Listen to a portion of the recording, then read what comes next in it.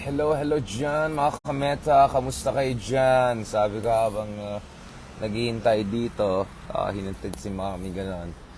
Magmeta tayo na konti, catch up tayo dun sa mga latest na nangyari sa bansa natin, including itong of course announcement galing sa ating DILG Secretary, no, na pinapa-resign, no, parang almost lahat, no?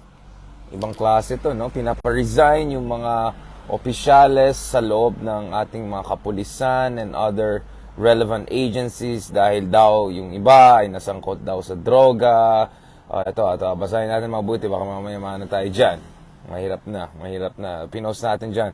So, this is a big announcement, and actually kagabi midnight pa lang, may mga requests sa atin magpa-interview dito and at what is the implication of this. Hopefully, we'll have more clarification on this in the coming hours and days para mapag-usapan natin ng mabuti. So ito yung sinasabi natin. Ito yung sinasabi natin na mga kameta, pinagsusumite ni Interior Secretary Abalos ang high-ranking officials ng kapulisan ng kanilang courtesy resignation mula sa kanilang mga posisyon. So ito po yung tinitignan natin. So of course, we're still checking the details. What are we really talking about here? What's up here? What's going on here? Unang-una, I'm not saying ito yung nangyari, but unang-una for me, pinakamahalaga dito is a recognition that the issue of narco-politics, the issue of drugs, the issue of, narco-related corruption, penetrating into state. Ayan, parang biglang yung sinasabi ko na disconnect tayo. Anyway, ayoko mag-conspiracy theory dito, no? No, ito yung sinasabi natin mga kameta, na this situation has a number of implications. Una-una, first of all, of course, mahalaga para sa akin magkaroon tayo ng clarification. Is this a call for en masse resignation of all high-level officials dun sa ating mga law enforcement agencies, among others? Because clearly this is not feasible. I'm not saying this is what's happening, but clearly this is not feasible because that will create massive disruptions, no? Siyempre, kailangan natin yung mga officers and mga generals to make sure the law enforcement agencies are properly functioning. So I'm not sure an en masse resignation or crackdown is the way forward. I'm not saying that's what's happening, but if it appears to be that way, then this is the concern that I have. Pangalawa mga kameta, ang concern natin dito is, yun na nga yung ayaw natin mangyari. Bara-barang solusyon, no? Bara-barang solusyon. Because if you really want to go down to, to the roots of the problem, you don't solve that by an en masse purge of a state institution, necessarily, especially when it's an institution as relevant as this. What you need is a surgical approach. You just focus in particular on problematic areas and you deal with that. So for instance, kung meron kang wound sa paa mo, you don't just amputate the whole thing. As much as possible, you try to save, as many parts of a body as possible. Diba? So you go surgical. Now, of course, kung nag-gangrene yan, doon, i-amputate mo yan. But is the situation a gangrene situation?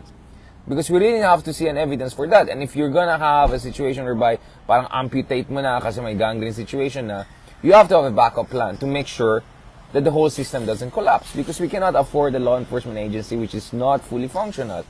In fact, if you look at the numbers mga kameta, yung ratio ng ating kapulisan sa citizens or residents sa Pilipinas ay napakababa. Now, I remember back in the day, sino ba? Si Chodoro ba nagsabi na New York City alone may have as many police as huge parts of the Philippines, maybe Luzon area, etc. So for me, ayoko ng bara-bara solution. We have to be surgical about this. Now, if it's a gangrene situation, then I have to see the evidence, no? Now, which brings me to my third point. Hindi ba si Pangulong Digong, di ba? Si Tatay Digong mismo ang nagsabi noon pa, no? Na within 3 to 6 months, ayusin niya itong problema ng crime and drugs and all. Now, obviously, within years, siya mismo ay umamin na pumalpak siya, na nagkaroon siya ng kakulangan. And precisely the concern we had with Tatay Digong's approach was bara-bara siya, hindi siya surgical. Now, the problem is, not only we had potentially thousands of unexplained homicides related directly or indirectly to the war on drugs, we still have to have a full investigation in that. ICC still wants to have an investigation in that. The United Nations wants to have an investigation in that. But from what it appears, ang dami nangyari mga excesses dyan. In fact, no less than President Marcos Jr. himself admitted that there were excesses. Now, speaking of that, then, if there is any call for en masse resignation in 2023, 2016 pa lang, nangako si Pangulong Duterte na kung siyang nanalo, which nanalo siya, within 3 to 6 months ayusin yan. Now, 2023, almost 7 years later, guys, 6.5 years later, eto na, lampas sa 6 years and a half later, eto na tayo. Etong situation kung saan, mukhang sa sobrang malala yung problema ng droga and corruption and law and order, etc., that you have yung ating, DLG Secretary calling for wide-scale resignations, no? Which raised another point, which is, why not openly i-point out na nagkakulang talaga at pumalpak yung dating administration when it comes to dealing with this issue, right? Because if you're saying that sobrang malalang problema that in 2023 you have to consider en masse resignation, then sobrang palpak talaga nangyari all those years before. Diba? All those years before. Diba? Now, that also raises... Now, of course, the issue here is not only drugs, but also corruption among others. At nakita natin si paring Michael, ni-raise din niya yung issue ng Pogos. Diba? One accusation is that the Pogos could be related, etc., to certain nefarious activities, etc. Wag na tayo magsalita masyado, baka makat na naman itong feed natin. No, what I'm saying is, why not this administration openly say na nagkakulang talaga ng ating administration and accordingly come up with a proper assessment of the situation and accordingly create a kind of a professional, multi-stakeholder committee to assess anong pwedeng solution na mangyari. Because the situation we have right now is openly sinasabi na may malaking problema, pero hindi sinasabi yung fact na we had 6 years of a previous president who ran and sustain power and popularity on an anti-crime and rule of law promise. No? So yun po yung situation na meron tayo. Why not just openly call it out? Now I understand the internal politics involved there, etc. But let's be honest, this is the closest we got to a massive admission na talagang nagkaroon ng kapalpakan and kakulangan. Ay na, nabulol na tayo. Yung dating administration, which was very much on the rule of law issue. No? So, yun nga yung sinasabi ko, no? So, why wouldn't they say that? Because kung talagang magaling yung dating administration and dealing with rule of law and other issues, bakit tayo nandito? Now, we have to consider en masse resignations of high-level officials and all. Which brings me to number 5 point. My number 5 point here is maybe our DLG secretary is also asking for help. Maybe he's asking for help. Maybe he's saying that talaga based on his assessment, the situation is profound, and I need help, and I need public support. And this is where I say, yes, I think if need be, really the public should be there for the current administration and the current DLG secretary to deal with this profound problem. But we have to do it systematically. So if this is a call for help and support, because it's a very complicated problem, then we have to deal with it accordingly. We have to support this government, but we have to support a proper, correct solution. A solution that is based on public policy, evidence-based public policy, a solution that is based on democratic and rule of law considerations, and a solution that makes sure hindi lalong lalala yung problema.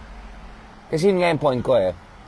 If there's anything we have learned after these 6-7 years, and after all of these announcements by the ALG, and all of these admissions of structural inherent problems, is that the bara-bara populist tatay style approach simply doesn't work. Now, I understand that there may have been a lot of good intentions behind the drug war on drugs. I'm completely for fighting against crime and drugs and all of that. But as I always said, in order to get a fried chicken, you don't have to burn down the whole hen house. You can still get the fried chicken by just putting it in the oven and properly cooking it. But yung idea na, kailangan fried chicken, so the end justifies the means, just burn down the whole hen house and automatically refried chicken there. That's not how we do public policy. That's not how we do public policy in the 21st century. Now, I want to say more and more about this, but the 5 to 6 points I raised, are just the initial impressions I have from the announcement that came out yesterday, and we want to hear more than that.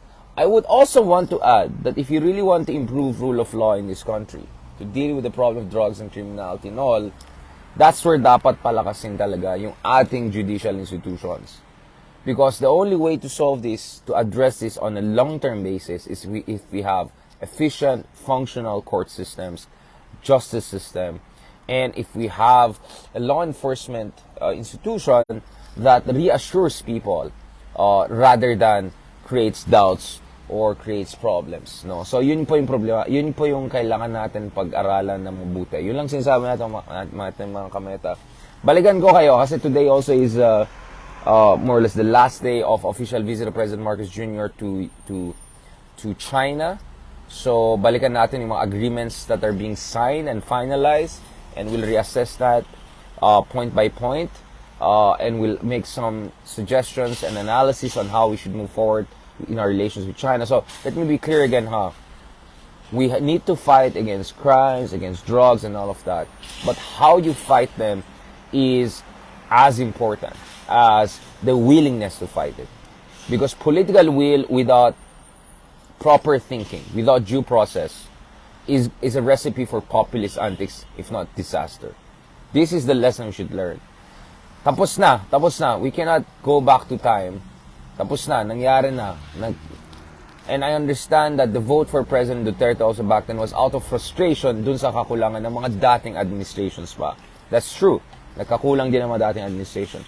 But we should also learn a fundamental lesson, which is you have to make sure you're not prescribing a medicine that kills the patient. You have to make sure that you do proper differential analysis. Just like any good doctor, you look at multiple indicators, you look at the actual scientific evidence, you look at multiple points of view, then you make a certain prescription and a certain intervention. You don't just panic and then come up with a crazy solution and the next thing you know, you make things worse. You don't do that. So I hope we learn from our lessons from the past. And one big lesson is we need rule of law, and the rule of law will not happen if purong bara-bara, tatay style ang approach. No. Dapat ang approach natin is based on the rule of law. It's based on a methodical approach. It's based on evidence-based public policy. That's the way forward. Now, ayaw maniwala sa akin, it's okay. Look at my interview with Mayor of Baguio, Mayor Benji Magalong, a former top member of the PNP, head of the investigations at the PNP, super next level former law enforcer. Sorry, he knows what he's talking about. So please check that interview. I-propose ko ulit dito dun sa mga iba na gusto nila i-check yun. I think I have to get some clips out of that so that people get see what I'm talking about. I'm saying everything I'm saying, mga kameta, based on my own conversation with high-level officials, with people who know what's going on, with people who know what's the solution, right? Kaya please guys, let's be very, very careful when we fall for certain solutions, right? Let's always make sure the solution doesn't make the problem worse, and let's always make sure the solution is based on due diligence, due research, public evidence-based public policy, and multi-stakeholders so that it's sustainable. If we go for short-term solutions, for band-aid solutions, you create a bang, you create fireworks, you make people happy for a year, for two, you may be even popular for 6 years, but you're not really solving the problem. You're just postponing it. You're just kicking the can down the road. And in many ways, you're making the can even bigger or making the road rougher. Okay, I think I overplayed the metaphor. But you get what I'm saying here, diba? Yan po yung sinasabi natin nung isang taon pa. Matagal ko sinasabi yan. I completely support fighting against drugs and criminalities and all of that. And yes, nagkakulang talaga yung mga dating administration. Yes, no one is denying that. No one in his right mind will deny that. And I'm not gonna do what yung mga dilawan and all are doing, which is, no, everything was okay, and then you exaggerate. No, there was really a problem. But putting aside the debate on whether the problem was completely exaggerated or all over the place, my point is there was a problem, and the solution has to be based on evidence-based public policy. And the fact that right now we have the current administration openly saying that we need drastic measures, even en masse resignation, that just tells you na talagang hindi no, hindi natin naayos yung pinaka-root, yung ugat ng problema in all those 6 years of Tatay-style politics. And at the same time, my humble advice, unsolicited advice is our solution to a lingering problem that was not solved by shortcut populist antics is also not bara-bara solution. It has to be done in a way that is evidence-based, that is long-term oriented, it's multi-stakeholder. That's really the way forward. So please guys, don't take this as a political commentary. No, this is as I'm making a commentary in terms of public policy. How to get public policy right. How to move forward. Parati ko sinasabi yan, kung binalikan ko yung mga sinulat ko throughout the years, I keep on saying this. There's no shortcut solution when it comes to complex social problems. And that political will alone, not backed by proper thinking, planning, due diligence, evidence, public policy, it's never going to succeed over the long run. It's going to create fireworks, it's going to create some bang in the beginning, it's going to impress some people, impressionable people perhaps, but over time, it's not sustainable. I keep on saying this, mga kameta. So my humble advice to this current administration is please, ask for help. If you need help, let the people support you, let the people help you. And at the same time, what I'm also saying here, mga kameta, is that let's help the government. Let's help the government. Whether you voted for this administration or not, let's help them. Let's help them to get to the bottom of this problem. Let's help them by giving constructive advice, not just criticism for the sake. Constructive advice, because we want to encourage our government to deal with it in the best way possible. I may have some disagreements here and there with the current administration, but I also have many agreements with this administration. And one of the agreements I have is that at least there's a recognition that the old way of doing things, of solving this, is not working. Not the pre-tatay one, not the tatay one perhaps. So yun lang sinasabi natin dito. Alright mga kameta. Now, I also want to clarify that I do believe that President Duterte, I think he really wanted to deal with the issues. I think, a part of him thought that his way of doing things would work.